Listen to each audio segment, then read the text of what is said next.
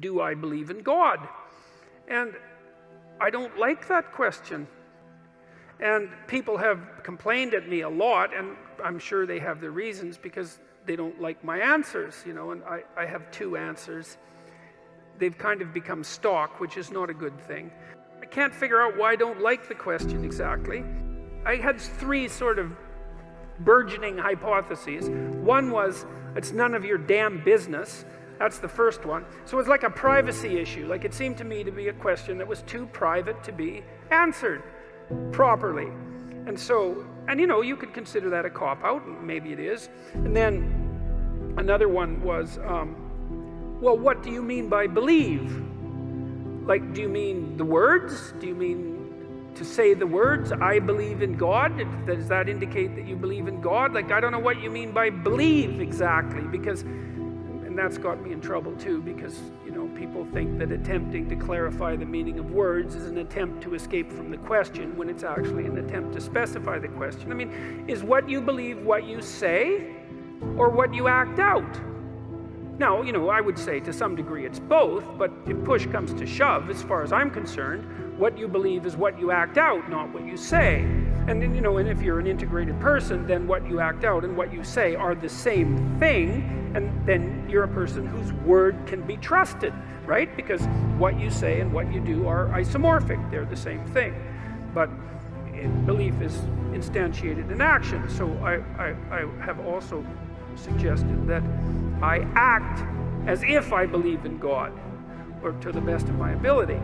And then the third is that I'm afraid that he might exist, which I think is the most comical of the three answers, and perhaps the most accurate one. Let's say you do believe in God. Say, I believe in God. It's like, okay, well, that's hypothetically pretty impressive, I would say. It's like you believe that there's a divine power that oversees everything, that is fundamentally ethical, that's watching everything you do, and you believe that. And so what effect does that have on your behavior if you believe it?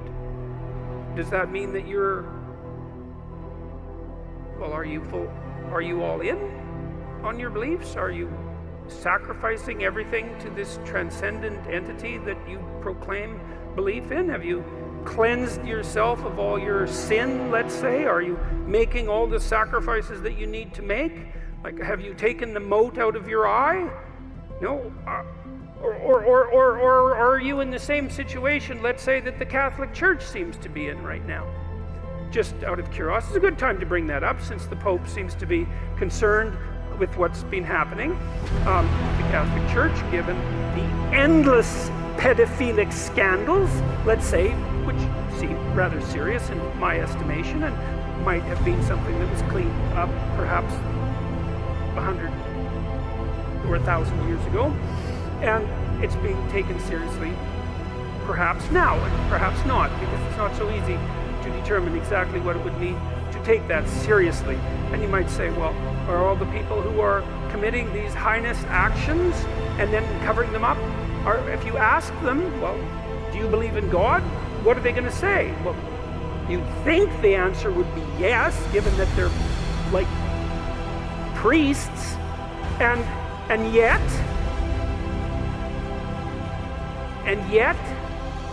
what's the evidence?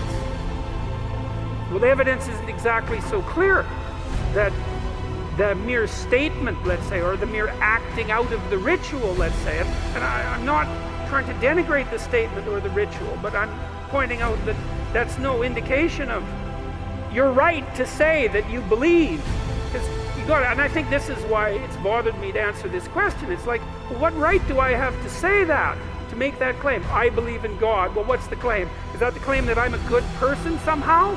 Because you'd think that if you believed in God, actually, like seriously, that you'd be a good person, like right now, because, well, for obvious reasons, I would think. And so if that hasn't happened in some sort of miraculous sense, so that you're the best person you could possibly imagine being on an ongoing basis, and then terrified of deviating from that path in a serious manner, then I don't see why you have the right to say that you believe in God.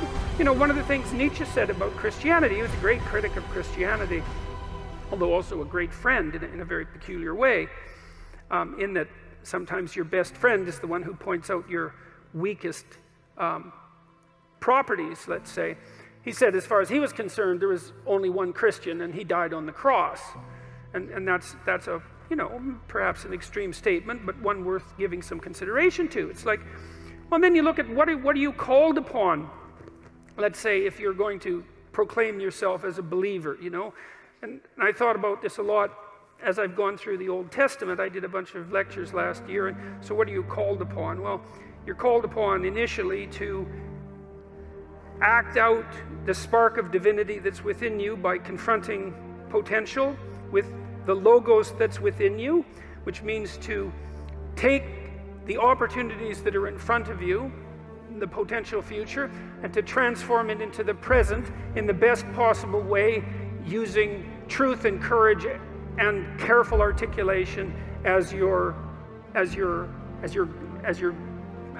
guide. So that's the first thing you're called on to do. That's a major deal there. That's a tough one.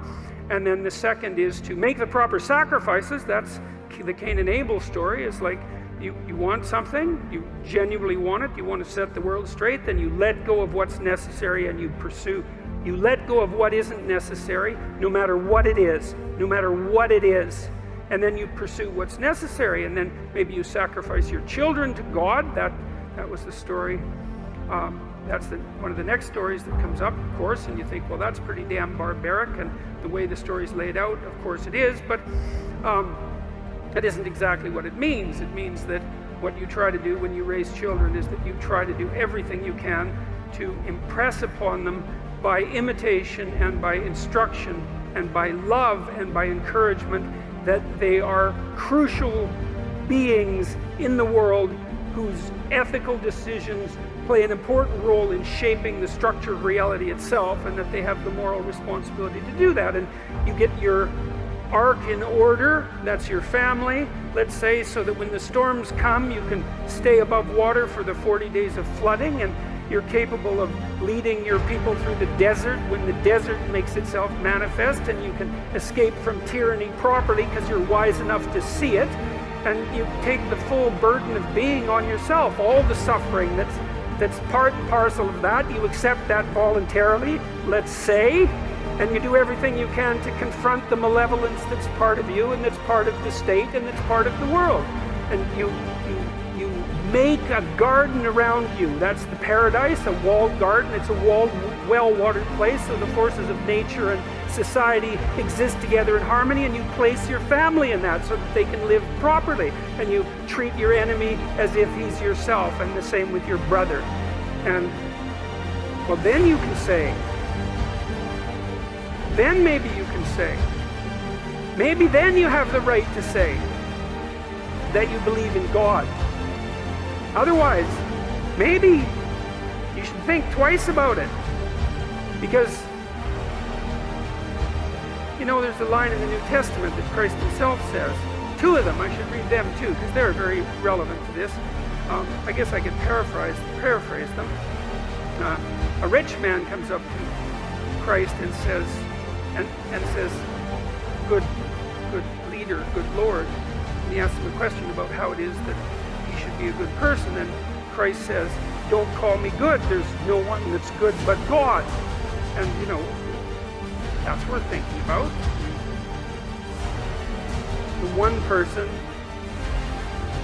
that in principle, in our ancient stories, had the right to make some direct connection between himself and the divine, was unwilling to do it when challenged. And so it might be reasonable to assume that each of us could be much more cautious about making that sort of statement bluntly when we're asked. And then the other line is, not all those who say, Lord, Lord, will enter the kingdom of heaven. Got that about right? Which means something approximating, just because you make a claim to moral virtue, let's say, your belief in God, which I can't see how you can make a higher claim to moral virtue than that. You know, I mean, agnostic, atheistic, I don't really care. The point is something like this. Imagine something of ultimate transcendent value. I don't care whether you believe in it or not, but imagine that something like that exists, and then you swear allegiance to it, which is to say, I believe in this. I mean, there's a heavy moral burden that comes along with that, just to allow yourself to utter the words without feeling that you should be immediately struck down appropriately by lightning. And so I think that's why that question makes me uncomfortable.